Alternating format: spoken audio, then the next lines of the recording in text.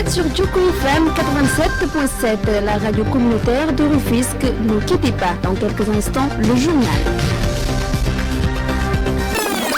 Fidèles auditeurs de la radio Djoko FM, bonjour et bienvenue dans cette édition de la mi-journée 13h30.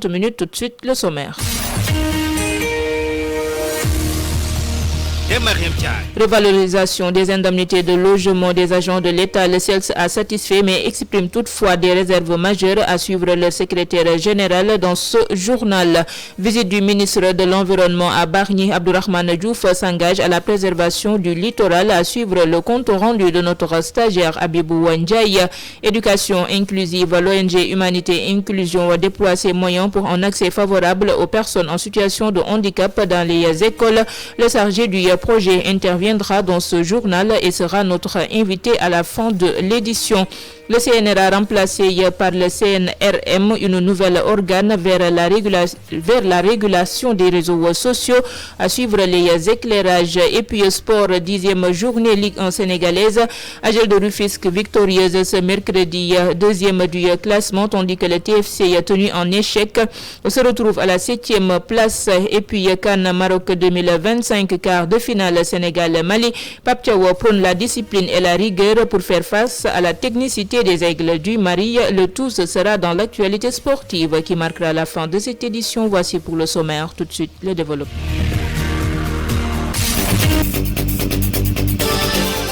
Le journal avec Mariam Diagne. Bien sûr, bien la partie technique, jeudi 8 janvier 2026. Auditeurs et auditrices, bonjour et bienvenue dans cette édition de la mi-journée. Pour démarrer, le syndicat des enseignants libres du Sénégal, CELS, a accueilli avec satisfaction la signature du décret présidentiel portant l'indemnité de logement des agents de l'État à 100 000 francs CFA.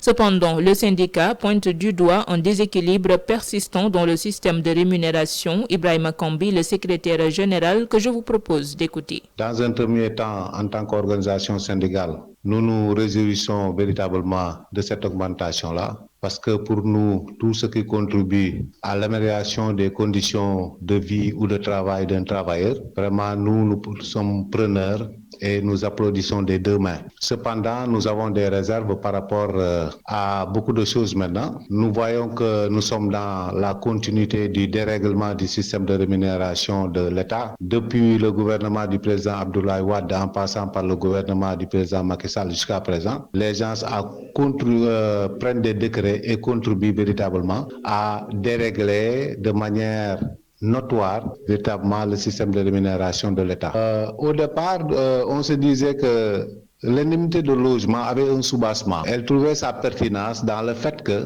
les enseignants continuaient leur travail au niveau de la maison. Les conceptions se faisaient au niveau de la maison, les corrections se faisaient là-bas, si bien que le travail de l'enseignant se faisait aussi bien à la maison que au niveau de son établissement. Raison pour laquelle on avait jugé bon, véritablement, de lui allouer une indemnité de logement. Mais maintenant, ce qu'on constate pour le déplorer, c'est que cette indemnité-là a été élargie à l'ensemble maintenant des fonctionnaires, des agents de l'administration. Maintenant, le paradoxe, c'est qu'on continue à nous dire que les fonds communs, alors alloués aux agents des régies financières, c'est lié à leur fonction parce qu'ils sont en train de manipuler de l'argent. Raison pour laquelle ils ont des fonds communs. Donc moi, véritablement, nous doutons véritablement de la pertinence de ces arguments-là. Donc ce sont des arguments qui ne tiennent plus, des arguments pour pousser les gens à rester calmes. Mais en réalité, ce à quoi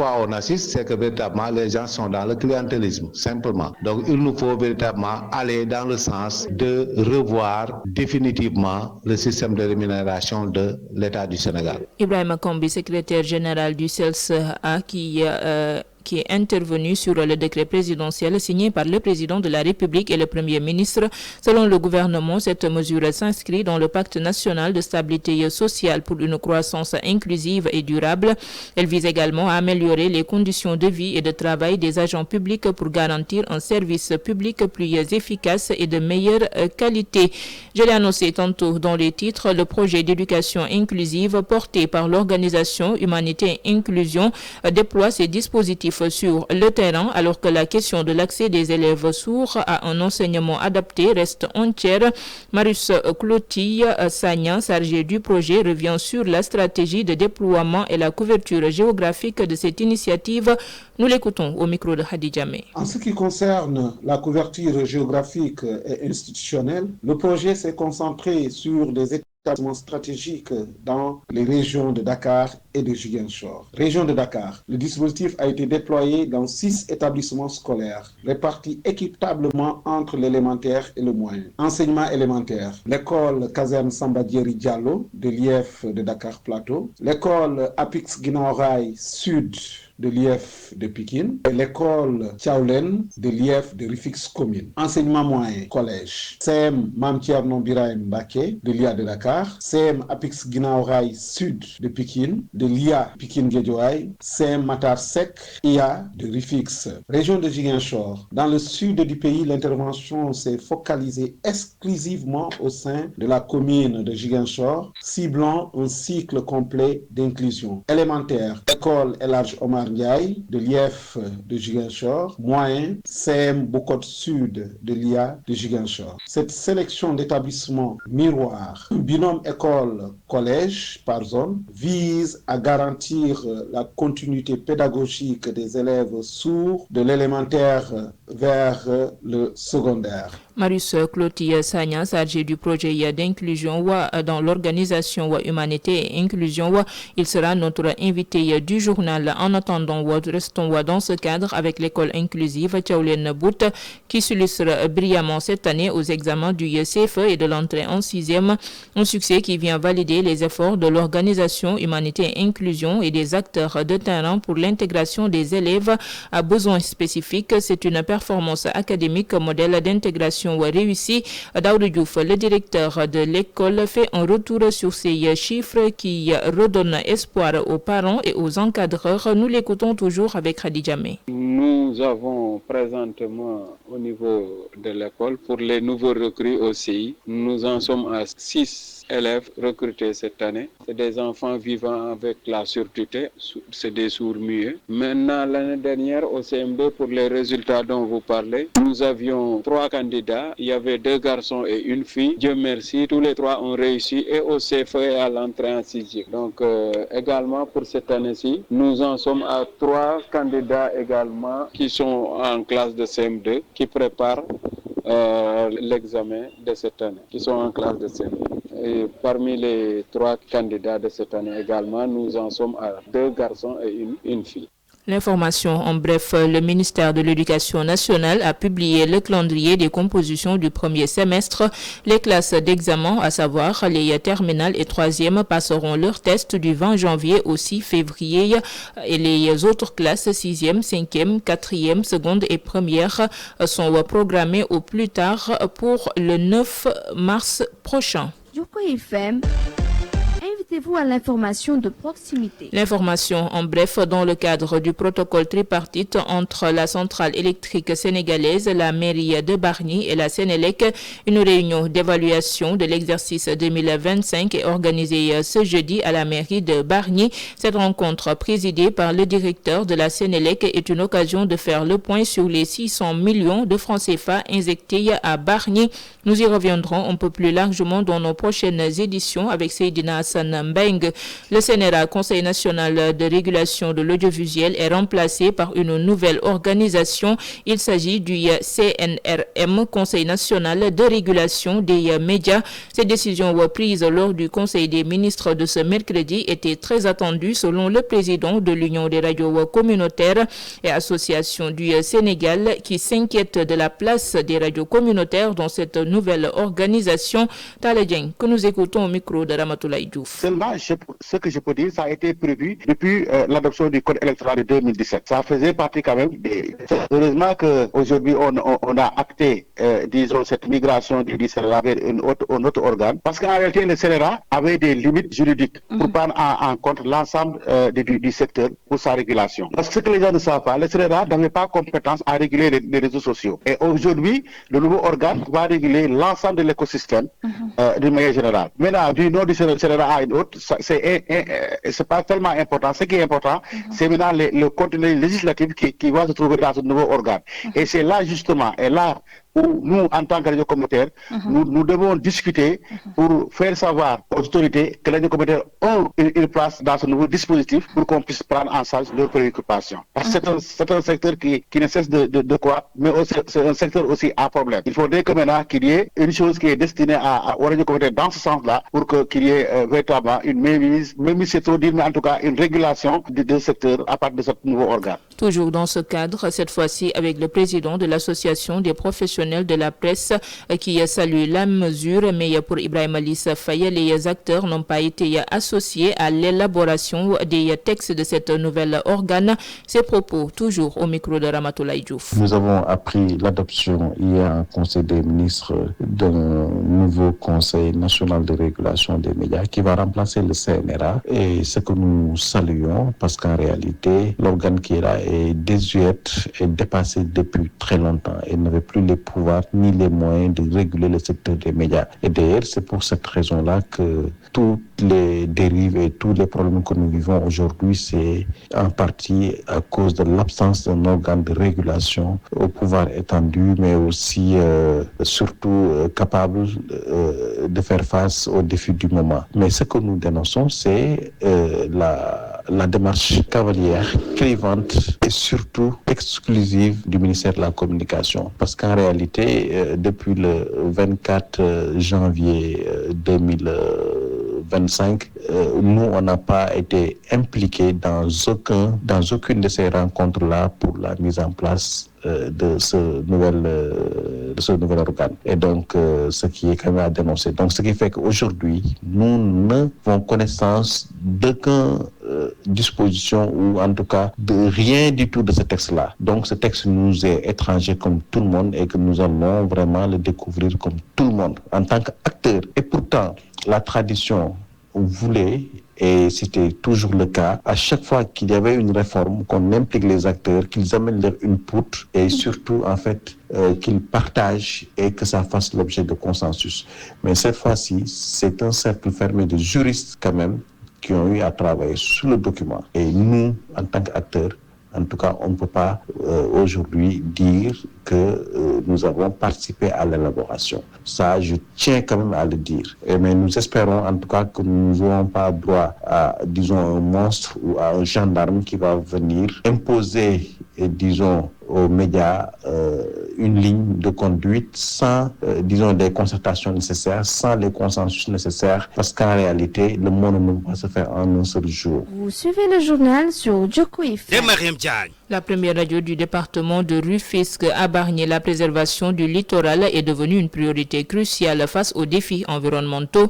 Le ministre de l'Environnement et de la Transition écologique, Abdourahmane Diouf, a récemment effectué une visite dans la localité pour explorer les solutions durables, notamment la possibilité d'implanter une digue de protection. C'était en compagnie du maire Djibril Faye, des acteurs communautaires. Écoutons à ce propos le compte rendu de notre stagiaire Abibou Ndiaye. Bargny, une ville côtière du Sénégal, a accueilli Abdourahmane Diouf, ministre de l'Environnement et de la Transition écologique. Cette visite s'inscrit dans le cadre de l'évaluation des problèmes de l'érosion côtière du littoral. Le ministre a été accueilli par M. Djibril Faye, maire de la commune, qui a décliné les préoccupations des populations face à l'érosion côtière. Le phénomène avancé de la mer, la rareté des poissons, a créé un désespoir au niveau de la jeunesse. Les jeunes yu bari ñoy gis seen yaay li ñu dund ci jafé-jafé, gis seen papa di dund ci jafé-jafé et di jóge fi di dem vers l'extérieur pour jëm wuti ju lu gën lo xamantene dañu mëna dimbali seen wayjur te seen loxo jotul seen gannaaw. Ñun dañu bëgg tay visite tay buñ ci jógee tay ñu tek fi benn solution bu leer bo xamantene bu la nëgër déwén di ñu xam ne am na lu état Sénégal def. En réponse, le ministre Abdourahmane Diouf a promis des solutions d'adaptation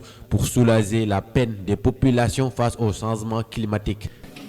Bu jëkk bi mooy fii ni mu mel dafa laaj une solution boo xam ne dafa am doole dafa laaj ñu teg fi digg loolu nag du lu yomb du lu yomb ci étude du lu yomb ci finance.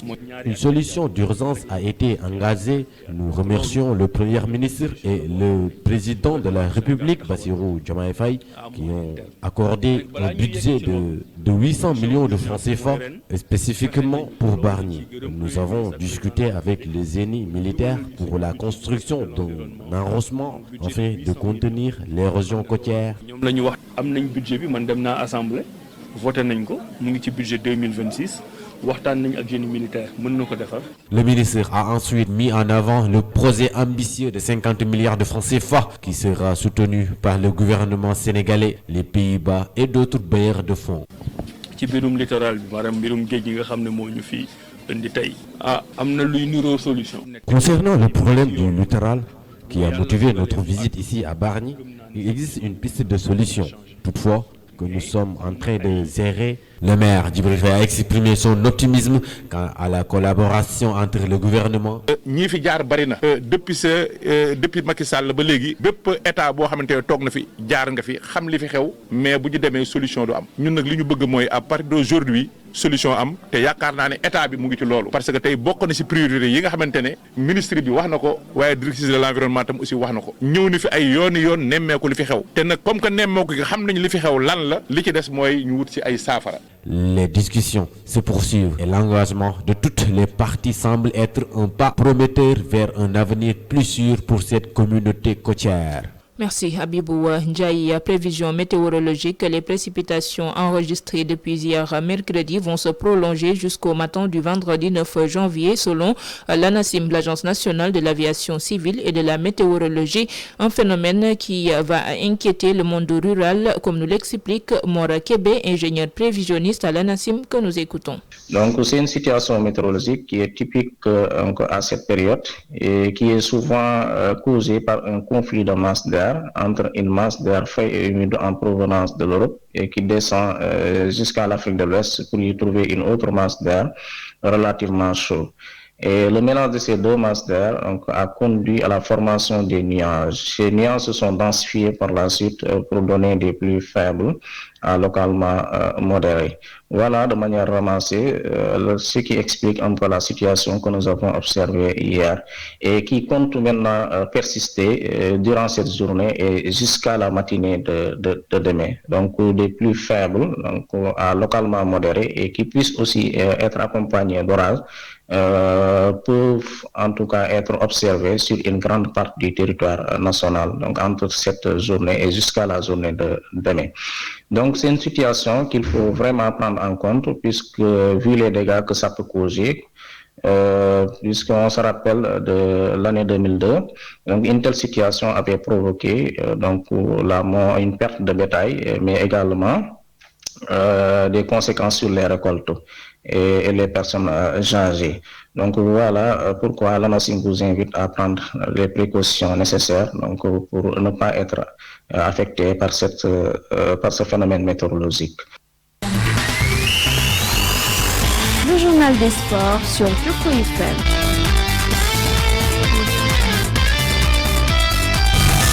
L'actualité sportive, football local d'abord concernant la 10e journée de la Ligue en sénégalaise. Résultat des rencontres de ce mercredi, Casa Sport a battu la Linguère 3-2. Sonacos s'est incliné face à l'AS Pikine qui l'a battu 2-0. Agel de Rufisque s'est imposé face à Stade de Mbour 2-0. Tenguete FC tenu en échec par US Ouakam 0 partout. ICHLM a battu Guédiawaye à domicile 1-0. US Gorée a battu 3-0. ASC Cambérène et Dakar Sacré-Cœur et Walidane ont fait match nul 1 partout. Et revenons sur le classement après cette 10e journée de la Ligue en sénégalaise. US Gorée est en tête. Agel de Rufisque qui occupe la 2e place suivi du Casa Sport de l'AS Pikine. Dakar Sacré-Cœur, Jaraaf, Teungueth FC et à la 7e place Stade de Mbour qui s'ensuit Sonacos, HLM, US Wakam, Génération Foot 12e, Walidan 13e et ASC La Linguère qui est 14e. ASC Cambérène et Guédiawaye Football Club toujours sur la ligne rouge. Parlons de la Coupe d'Afrique Maroc 2025 avec le quart de finale Sénégal-Mali qui devrait se jouer ce vendredi à 16h. Dans ce cadre, une conférence de presse d'avant-match a été tenue ce matin. À ce propos, Pape Thiaw est revenu sur l'engagement et la discipline adoptée pour faire face à la technicité des Aigles du Mali. Nous l'écoutons. Donc voilà, ça sera un match de football. On va rester dans le cadre du football avec beaucoup de détermination. On sait qu'on aura en face une équipe engagée avec un défi physique qui va nous imposer un défi physique. C'est à nous d'être présents et aussi garder nos acquis parce que c'est une équipe qui a montré vraiment une force de caractère durant les huitièmes de finale en jouant en 10 et aller chercher cette qualification. Donc qui mérite d'être en quart. Mais nous, on va continuer notre chemin. On a travaillé surtout sur l'aspect tactique, nos automatismes et notre équilibre défensif et surtout l'efficacité offensive. Et après ce match, pour se jouer beaucoup sur le côté mental, voilà, nous, on va contrôler nos émotions et surtout la concentration et pour essayer d'aller chercher pour se qualifier pour le début, Inch'Allah.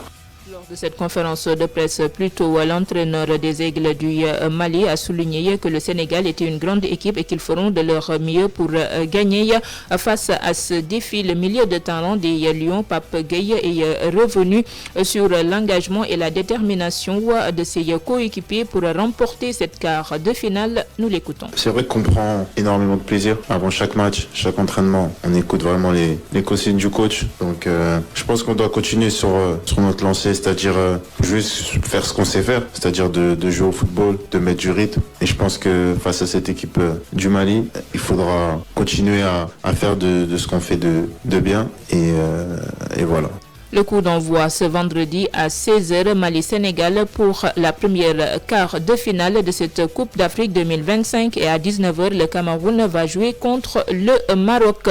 Et c'est cette information sportive qui met fin à l'actualité sportive. Place dès à présent à notre invité du journal. Comme annoncé tantôt dans les titres, il s'agit de Marius Koli-Sagna, chargé du projet d'inclusion par l'ONG Humanité et Inclusion. Son entretien avec Bonjour, monsieur Marius Koli-Sagna. Vous êtes le chargé de projet de l'éducation inclusive et formation professionnelle, également chargé des dispositifs d'inclusion élèves sourds en milieu scolaire ordinaire chez Humanité et Inclusion. Aujourd'hui, nous allons parler d'inclusion. Pourriez-vous nous retracer le calendrier d'exécution de ce projet? Pour répondre à cette question, je tracerai tout d'abord l'historique du dispositif d'inclusion des élèves sourds en milieu scolaire ordinaire. Initié par Humanité et Inclusion, HI, en étroite collaboration avec le ministère de l'Éducation nationale, ce projet a été opérationnalisé sur le terrain par les inspecteurs d'académie et les inspecteurs de l'éducation et de la formation IEF des zones d'intervention. Le déploiement s'est articulé autour de deux phases majeures. Première phase, janvier 2016, décembre 2021, lancement et mise en place des bases de l'inclusion. Deuxième phase, janvier 2022, décembre 2025, consolidation du dispositif. Cette seconde phase vient d'arriver à son terme. Cependant, après 9 années d'exécution, le retrait du financement du bailleur de fonds place aujourd'hui ce dispositif dans une situation critique. Cette rupture de soutien financier menace directement la continuité du parcours scolaire des bénéficiaires, notamment la première cohorte de ce programme qui atteint actuellement un palier décisif en classe de 3e au CM Matar Sec de Rufisque. Quelle est la valeur ajoutée spécifique des auxiliaires de vie dans le parcours de réussite des élèves sourds-muets? La mission première des AVS est de permettre aux élèves sourds de comprendre les leçons et de bénéficier ainsi d'un enseignement-apprentissage de qualité au même titre que leurs pairs non handicapés. Les AVS dispensent des séances de renforcement de capacités en langue des signes, ASL, d'au moins de 2 heures de temps par semaine aux parents d'enfants sourds qui font partie du dispositif d'inclusion. Les AVS, dans leur mission d'appui, accompagnement et renforcement pédagogique, utilisent les technologies de l'information et de la communication comme un levier pour l'amélioration de la qualité des enseignements-apprentissages. L'utilisation des tablettes par les élèves et l'adaptation des ressources sous un format numérique, les aidant ainsi à développer de nouvelles compétences et à devenir plus créatifs en rendant les cours plus agréables tout en améliorant la concentration des élèves. Ces mêmes AVS aussi sont le pont entre les élèves sourds et les élèves non handicapés pour faciliter un peu la communication et briser les barrières communicationnelles. Quelles mesures politiques concrètes attendez-vous de l'État pour transformer cette initiative en un système éducatif réellement inclusif et pérenne? Je m'en vais lancer un cri de cœur pour l'avenir de 125 enfants sourds de notre terroir pour le maintien des auxiliaires de vie scolaire. Et ce cri de cœur est lancé en direction des maires et des présidents des conseils départementaux. Je viens vers vous non seulement en tant que chargé de projet d'éducation inclusive et formation professionnelle, mais en tant que témoin d'une urgence humaine qui se joue dans les écoles. Depuis 9 ans, grâce au dispositif d'inclusion des enfants qui étaient autrefois condamnés au silence et à l'isolement, ont pu s'asseoir sur les mêmes bancs que leurs frères et sœurs entendants. Ils ont appris à lire, à écrire et à rêver de métiers. Aujourd'hui, cette lueur d'espoir s'éteint. Avec la fin des financements extérieurs, leurs guides, les auxiliaires de vie scolaire, risquent de disparaître. Messieurs les maires et messieurs les présidents des conseils départementaux, sans ces AVS qui traduisent le savoir en signes, ces enfants ne sont plus des élèves. Ils deviennent des spectateurs de leur propre échec. Si nous ne maintenons pas ces auxiliaires, ces enfants ne retourneront pas simplement à la maison, ils retourneront à la rue. Ils passeront des bancs de l'école Caserne Samba Diéry Diallo, de l'école Apix ou du CM Matar Seck à la mendicité au feu rouge. Au lieu de tenir un stylo pour construire le Sénégal de demain, ils tendront la main pour survivre. Est-ce là l'avenir que nous voulons pour les enfants de notre communauté? Un enfant sourd possède la même intelligence, le même potentiel et le même droit qu'un enfant entendant. Sa seule différence est une barrière de communication que nous avons le pouvoir de briser. Nous vous sollicitons pour que votre institution prenne le relais de ce combat. En finançant le maintien des AVS, vous ne signez pas seulement une ligne budgétaire, vous sauvez des vies. Vous transformez un destin de mendiant en un destin de citoyen productif et fier. Ne laissons pas le silence s'installer à nouveau. L'inclusion n'est pas une faveur que l'on fait à ses enfants. C'est un don sacré. Dans l'attente d'un geste fort de votre part qui honorerait votre engagement pour l'équité sociale. Monsieur Marouis Clotisagna, je vous remercie. Je rappelle que vous êtes le chargé de projet de l'éducation inclusive et formation professionnelle, chargé aussi des dispositifs d'inclusion des élèves sourds en milieu scolaire ordinaire chez Humanité et Inclusion. Merci Khadi Djamé. C'est cet entretien qui met fin à cette édition de la mi-journée. Lei Mariam Diagne à la présentation, Diassio Biaye à la partie technique. Autre rendez-vous de l'actualité, 16h, les brèves avec Lamine Sarr. D'ici là, merci de rester connecté au programme de la radio Joko FM. Tout de suite, votre émission Next Level avec First Lady sur ce. Bonne chance aux Lions pour leur match de quart de finale ce vendredi face au Mali. Au revoir.